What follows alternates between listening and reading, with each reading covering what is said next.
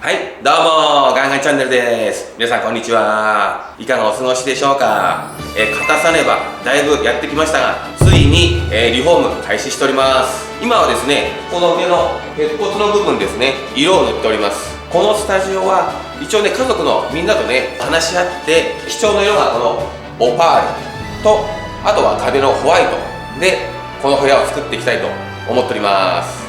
今までの進捗具合なんかを軽くご覧いただければと思います。天井部はこんな感じで鉄骨が4本かかってるんですね。で、今その塗装の方をやっている最中です。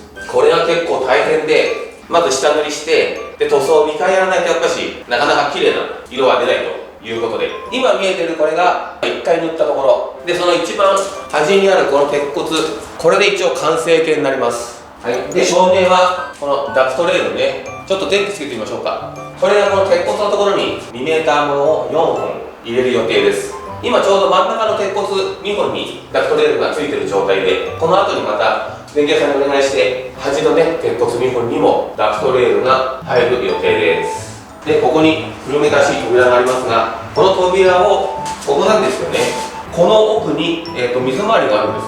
なのでその水回りも使えるようにしようということで、ここに出入り口を作ってね、そっちの向こうに行けるように今改造しているところでございます。でこの柱ですね、部屋全体の柱の部分もこのオパールの色に塗っていきたいと思います。それでこの壁部分ですが、コンクリで塗ってある白い壁ですが、この上に珪藻土の壁ね塗っていく予定です。はい、ということであともうちょいで鉄骨塗れますので、それをやっていきたいと思います。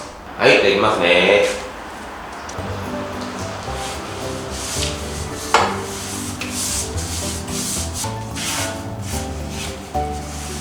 はい、下地材塗りました。じゃあ次はこっちですね、塗っていきたいと思います。じゃあ向こうから2番目の鉄骨2回目いきたいと思います。